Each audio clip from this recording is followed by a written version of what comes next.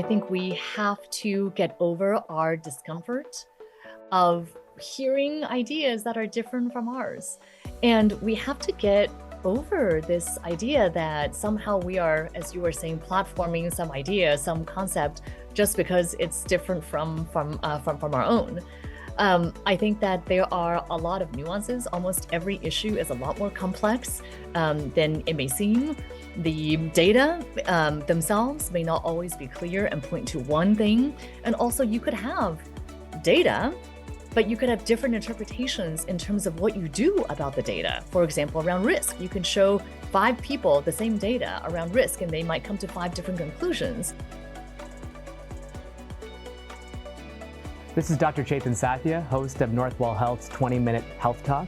Today, we're really honored to be joined by Dr. Leana Wen, who's a powerhouse in the world of public health, a Washington Post columnist, and prior health commissioner for the city of Baltimore. Dr. Wen, thank you so much for being here with us today. Good, thank you so much for having me. I'm delighted to be speaking with you.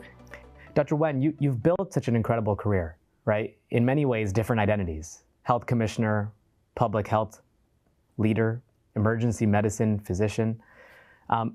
Through that journey, you've done an exceptional job at storytelling and being able to communicate kind of with the public. What were some formative experiences in your career thus far that really kind of pushed you to say, hey, listen, I want to start writing for the Washington Post. I want to make this a big part of what I do? I think the through line of it all is my experience as a clinician. Becoming a doctor is what I have always wanted to do. It's a core to my identity. It's core to what drives me. I grew up in places where I saw people go without access to healthcare, where I saw what it means when people are choosing between health and all the other necessities of life. And I wanted to be an emergency physician because I never wanted to turn people away because of lack of ability to pay, because of where somebody happened to come from, because of their type of insurance. But it was also in the emergency department that I saw the failures of our health system. And then I wanted to do more when it came to health policy and public health. And so I think that the through line is being a clinician that then fueled my desire to work in policy, but is also in working in both with patients directly and also in advocating for them, that I realized how much of a gap also exists between what the public understands and what may be happening, whether it's with policy or whether it's with medical information. And so trying to communicate that and help people make sense of the decisions that they have and of the policies that are being made around them is why I decided to also write, and I really enjoyed that part of my work as well. Incredible, incredible. So this was during your time as an emergency medicine physician, not during training? Actually, I started writing when I was a trainee. Okay. I started initially writing columns as a contributor for NPR, for a number of other places, just contributing articles once in a while, pitching op-eds, and then I wrote a book with at the time I was a resident. I co-wrote it with one of my attendings on what we can do to help patients to reduce misdiagnosis and improve their care. And the impetus for that was also the fact that when I was a medical student, my mother was misdiagnosed and then eventually diagnosed with what turned out to be metastatic cancer. Wow. And she fought her cancer for quite a few years, went through multiple rounds of chemotherapy and radiation, went into remission, but then unfortunately her cancer came back and she passed away when I was a resident. Wow. And I also saw in that experience the gap that exists between what we clinicians are trying to do and what patients and families are experiencing.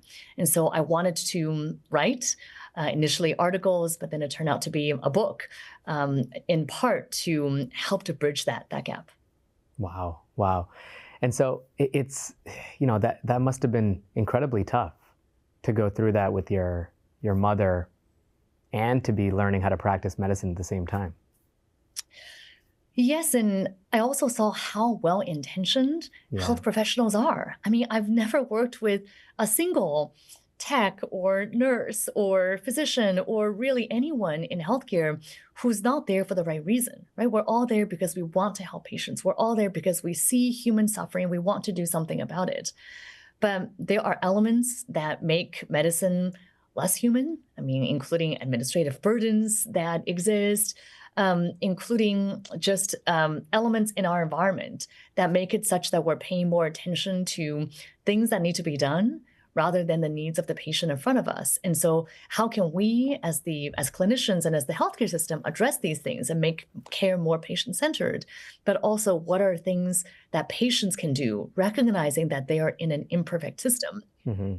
What can they do to advocate for themselves? So, communication with the public right now, when it comes to public health, of course, this is a major, major topic of discussion, right? Distrust across public health has never been, or at least it feels like has never been so high. We have all been thinking, I think, from a public health standpoint, how can we do a better job of communicating with the public? How do we reach folks and meet them where they are? In your experience thus far, what do you think works and what doesn't when it comes to the way that public health folks are communicating to the public in current state? I think it's very hard because we live in an age where there is so much misinformation and disinformation, and also a lot of mistrust that's built up over the years, in part because of COVID, and just in part because of other factors that are outside of the control of medicine and public health that have to do with our political reality. I found that the best conversations and the ones that make the biggest difference in potentially changing people's minds and being open to new ways of thinking about things are conversations that happen one-on-one, which is something that we clinicians know how to do very well, right? It's really listening to the individual, not being judgmental about where they came from, not labeling someone an anti-vaxxer because they have questions about vaccines, not shutting them down because they have questions or concerns that they want to address. I think what does not work is exactly the opposite. I think if it comes across as we are labeling individuals, as we are too dogmatic, as we are unwilling to listen and are just saying, well, vaccines work, period, end of story, but not willing to engage in people's questions and doubts, then I think it actually makes them more hardened into their way of thinking. And it makes them think, well, what are you trying to hide? If you're not willing to discuss this topic, what's wrong? Either you're quote unquote playing politics and this is all political and this is a viewpoint, or you're hiding something, both of which I think are really not ways to build trust. I can tell you that in my clinical practice, there have been multiple instances where when I ask patients why they don't want to be vaccinated, they tell me something that's actually quite surprising, that I wouldn't have thought about it. I remember this was maybe 2 years into the COVID pandemic. There was a gentleman who had multiple medical conditions, had just been discharged from the hospital because of a stroke, who had come in, and I was surprised when he said that he had not gotten vaccinated for COVID. And this was at a time when there was a lot of misinformation in the community. And I asked him, why did you not get vaccinated? I thought he was going to say, well, it's because vaccines cause cancer or something else that I had heard from some other patients in the community. But he said, actually, no one talked to me about the COVID vaccine. Wow. Which I found to be quite unbelievable because Wow. this individual had saw a lot of medical care. I think it's actually quite likely that somebody did talk to him about the vaccine, but either he didn't hear it, he didn't understand it. Maybe he had other medical concerns on his mind or other things in his life on his mind, but he does not recall anyone having talked to him about the vaccine. And he was quite willing to get it once I explained why, with his comorbidities, it was important for him. So I think there are just examples like that where we think people are refusing, but it's not the case. Yeah. Your points on communication there really resonated. I don't think we've done a great job of kind of listening, right? Meeting folks where they are and just really having that conversation. To your point about this example of this gentleman who hadn't even been talked to about a COVID vaccine during that time, I find that as well. The more you have those one-on-one conversations, those deeper discussions, I found that a lot of the times we have total misconceptions about why someone might feel a particular way about something. Or we're not necessarily taking into account some of their fears. And in many ways, you're right. I think that delegitimizes other people's viewpoints. It shuts them down. It shuts down conversation. And I see kind of a lot of that, I would say, across public health, where we get overly dogmatic. We're kind of digging our heels in. And I think you've done a great job trying to expose some of those other conversations.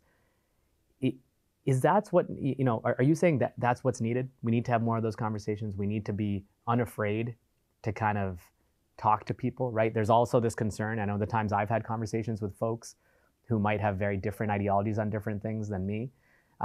There's an element of people saying, hey, listen, this was wrong. You're also platforming other people, right? Platforming other ideas. There's a fear around that. So how do we overcome that? Oh, that's such a good point. And I think we have to get over our discomfort of hearing ideas that are different from ours. And we have to get over this idea that somehow we are, as you were saying, platforming some idea, some concept, just because it's different from our own. I think that there are a lot of nuances. Almost every issue is a lot more complex than it may seem. The data themselves may not always be clear and point to one thing. And also you could have data, but you could have different interpretations in terms of what you do about the data. For example, around risk, you can show 5 people the same data around risk, and they might come to 5 different conclusions. And it's not because one person is wrong or something else. It's just that their value system is also different. And so I think being able to articulate the data, being able to then translate those data into decisions, and then helping people to navigate that, that's a core part of what we do as clinicians. But then we should similarly not be afraid to have those conversations on a societal level when it comes to policymaking, and be pretty clear too that we need to have decisions, scientific decisions that are based in science, but policies alone or policies are not shaped by science alone, that there are other factors that shape our policies as well. And I think being able to wrestle with those nuances is really important for telling our patients what it is that we know and what we don't know, for helping them to navigate decisions in their life better, and also for rebuilding the trust that I think that has been steadily destroyed because of overly dogmatic views on many different sides. Such a good point. Such a good point. One thing that stuck with me that you just said as well is the idea that we always have to root our decisions in science, right? Good science. And, you can't let one small, poorly done study equate to thousands of randomized controlled trials, right? We all agree on that. But when it comes to policy decisions, there's nuance, right? And you have to take into account lived experiences. You have to take into account economic indicators. There's a whole myriad of different things that I think we need to take into account. And you're absolutely right. I think digging our heels in, becoming too dogmatic about every single thing kind of takes away from what most of us feel, is that we do live in an area of gray for a lot of things. Now, there are particular issues, of course, that we say, hey, listen, the science is sound on this. We should move on. And we can agree to disagree, right? But just having the conversation on other topics, I think often can bring up some nuances. Do you have, as health commissioner when you were in Baltimore, or in any of your other many roles, you have examples of, how you've taken science, right, data-backed evidence, but then also been able to adapt some of those recommendations, work with community leaders, folks in the community with diverse ideologies to really make a plan that worked? One thing that comes to mind is our work around around stopping opioid overdose deaths and increasing treatment for substance use disorder. Now, of course, we all agree that addiction is a disease, that we need a lot more treatment for it. But as health commissioner, if I had started in my role and said, what we're going to do is expand treatment, everybody would have heard, the community at least would have heard, we're going to open a bunch more methadone clinics. And I don't think that idea would have necessarily been accepted, because even though people agree that more treatment needs to be done, I think there's stigma around treatment. There's also an issue around quality of clinics as well. And so the way that we approached it had to be a bit more nuanced. And so what we said is, we're going to have a 3-pronged strategy. One of those prongs is going to be increasing treatment. But what we also have to focus on is saving people's lives right now. If they're dying from opioid overdose, it's an easier argument to make that we need to save their lives right now. And then we need to get them into treatment. And so we were able to get legislation passed on the state level that then enabled me, as the health commissioner, to issue a standing order, which is essentially a blanket prescription for everyone to receive naloxone, the opioid antidote. And something like that was quite important because we were able to say, okay, we're going to work on this other issue. And we also worked to increase treatment options. But at the same time, we really focused on reducing overdose deaths because we knew that that was something that would work politically and that would also galvanize attention and galvanize energy so that we could focus on these broader issues too. I love it. Love it. Great example. And I'm assuming you were able to get really bipartisan support for those kind of efforts, right? Not only from the lawmaker side, but really from the public, right? People on both sides of the political spectrum, they were able to get behind this plan. You're able to also articulate how these interventions have a ripple effect, right? To make their community safer, to improve community health. I think that's such a good point that it's really up to us in public health to draw those lines and make those connections for others. As in, we cannot necessarily assume that people are going to have a public health lens. Some people do, and that's fantastic that they see it through a public health lens. Very likely they're clinical people or social workers or other people who work in related fields. But everybody cares about public health in some way. They may just not know that that's what it is. And so it's important for us in public health to say, hey, what your top priority is public safety. Well, let's talk about how opioid treatment and behavioral health is related to that. Or your top priority is education. Well, if kids are not healthy, if they have undiagnosed, untreated mental health issues and asthma, then they're not able to learn, right? I think we are the ones who have to make those connections for others. And even if others don't initially see it from the lens of public health, we can help them get there. Couldn't agree more. And I think, we're moving so much these conversations around individual rights and individual decisions, right? But the onus is really on many of us to kind of have that conversation of how those ripple effects will eventually affect all. Right? I don't think, in my conversations with many folks on this topic, I don't know if you agree, there's very few people who don't want to necessarily have their communities be healthy, right? Or their neighbors healthy. But there's something missing there, right? Our conversation, I feel like, especially on social media and in the media at large, has been very much around individual health versus public health, but they're really intertwined.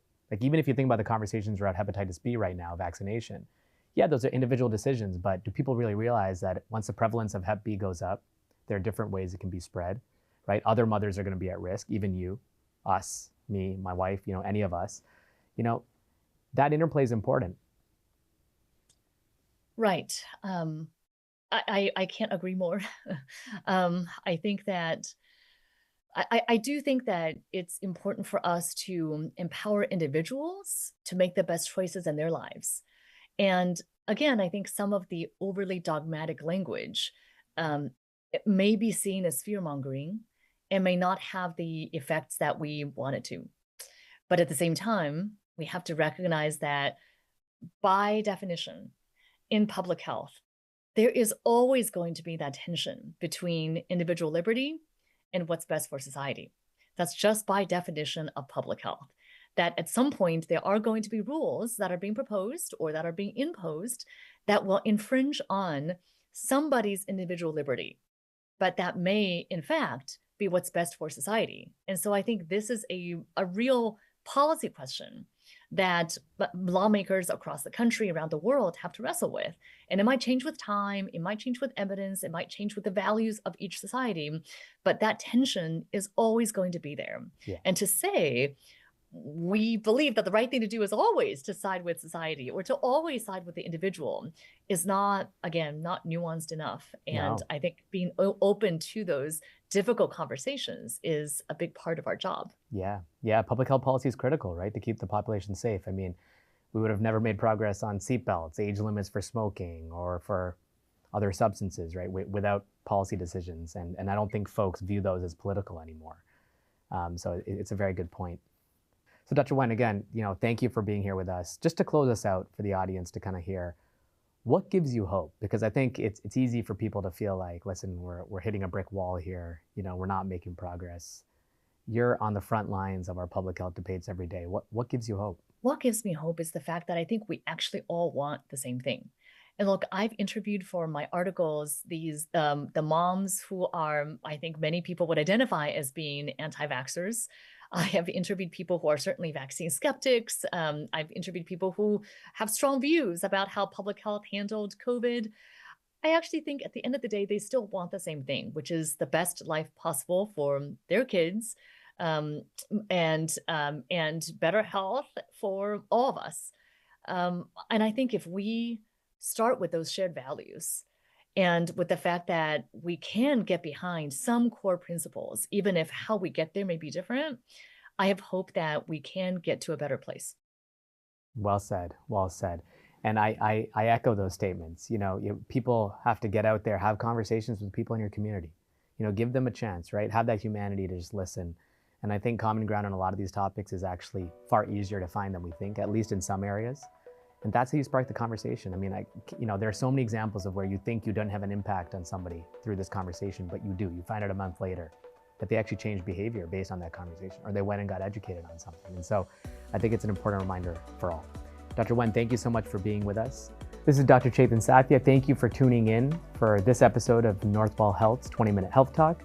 Please tune in and leave your comments below.